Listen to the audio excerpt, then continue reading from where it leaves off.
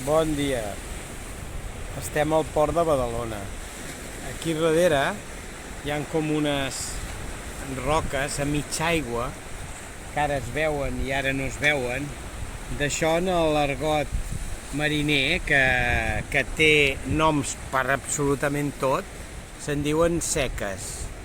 Allò que diu et dono una seca ve en roques que moltes vegades no es veuen, quan hi ha bona mar estan tapades i no es veuen, i quan hi ha una mica d'aire és quan fan una mica d'escuma i encara es veuen, com és avui. Aquí al port de Badalona, quan va haver-hi el temporal, em sembla que va ser el Glòria, o un d'anterior, les onades arribaven a passar aquí dalt, aquí aquesta pedra on estem, passaven per aquí sobre el passeig i queien sobre els barcos que hi han anclats en el moll. Això va posar la veu d'alarma als constructors i responsables del port per intentar evitar-ho, perquè va haver-hi algun barco que es va enfonsar a dintre el port. Llavors el que van fer és posar una barrera que està submergida aquí davant a uns 5-10 metres de l'escullera. Allà es veuen, per exemple, algunes que les van deixar sortir, però en aquesta alçada, aquí sota, tot, a més hi es veu més o menys, totes aquestes roques que estan dins de l'aigua és com una barrera prèvia que fa que la onada gran ja es trenqui. I quan pica aquí en els rocs de l'escullera ja arriba a lo millor el 50% de força, perquè aquí l'aigua té fondària. Aquí està entre 5 i 7 metres de fondària l'aigua del mar, perquè ja estem en dintre de la costa, sobresurt l'escullera, i per tant, com més alçada d'aigua hi ha, més força té la onada, lògicament. Tots aquests cubs que hi ha aquí enterrats els van fer aquí en el port. Hi ha ara 3 naus de vela, que aquestes en diuen vela quadrada, per cert, i aquesta és la nau Victòria, que és una rèplica de la que Juan Sebastián Elcano va fer la volta al món,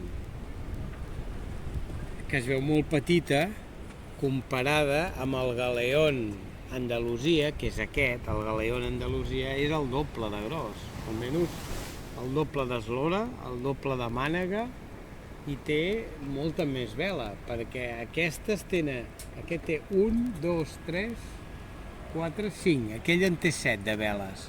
Allà hi ha un noi que està reparant alguna cosa, perquè això sempre deus estar reparant alguna cosa, amb tanta fusta, tanta corda i tanta vela, quan no és una cosa és una altra, amb les condicions marítimes, i allà dalt hi ha aquest noi que allà està fent alguna reparació. No sabem si avui a aquesta hora es pot visitar, perquè no sembla que hi hagi cap visita, però ara anirem a baix a veure-ho. Aquell és el Pascual Flores, aquell d'allà, que és una embarcació de 3 màstils, que és la que surt a navegar per aquí i la que tu, en grups de 10 mínim, pagant, lògicament, et treuen a fer una volta per aquí, una volta bastant llarga, per cert. I aquest cap de setmana anuncien, per demà que entra mal temps i el diumenge encara més, onades de 2 metres, o sigui que té que ser interessant fer-ho amb onades, perquè en calmat no té gràcia. No, que hi hagi onada.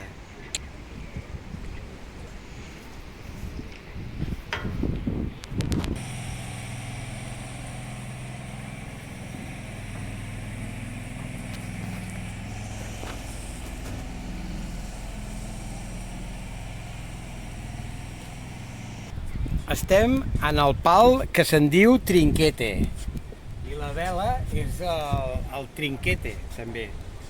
Tot el pal, fins a baix a la quilla, fa 34 metres. I aquí veiem les àncores, aquestes àncores, que n'hi ha una aquesta és de reserva, diguéssim. Hi ha aquesta àncora i la de l'altre cantó, hi ha 2 àncores, pesen 1 tonelada.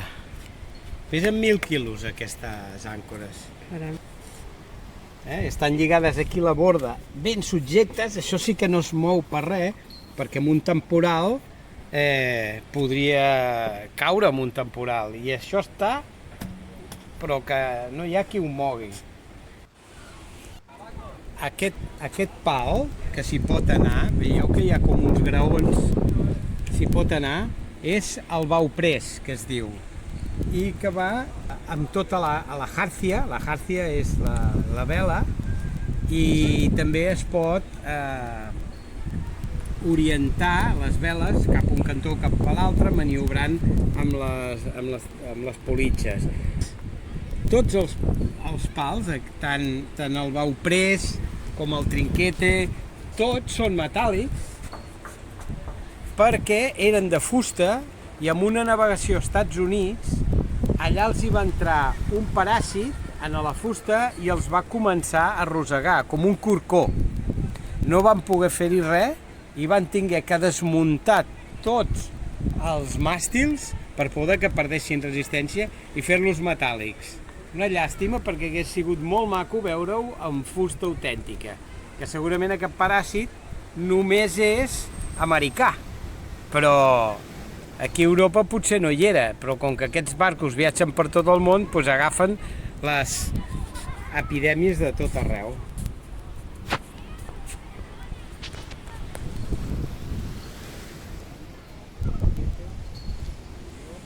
Tots els caps estan perfectament ben posats.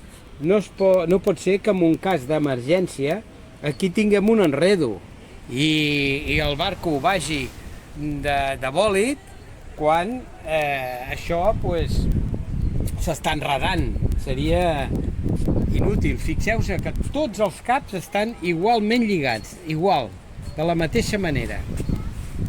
Tots iguals, per poder-los desenredar molt ràpidament. Campana per casos de tocar a reunió de tripulació. Anem baixant. Això és una cornamussa gegant. Normalment els barcos tenen cornamusses així.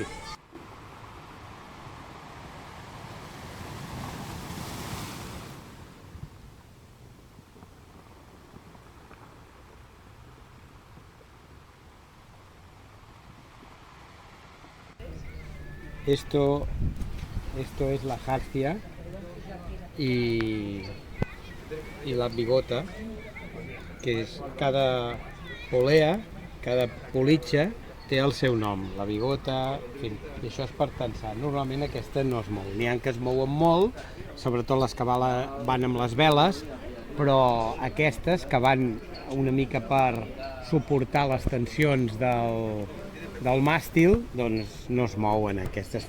I això és una tronera per on surt aquest canó, que n'hi ha en aquest barco, n'hi ha 18. Bueno, aquesta és la major, el màstil de la major, que es pot pujar amb les cordes a tot arreu, lògicament. Com que no tenim temps no pujarem, no? I no tenim temps avui, però fixeu-vos quins caps, S'ha de tenir força, per tensar això. Amb un home no n'hi ha prou. I ara pujarem cap al màstil de Messana.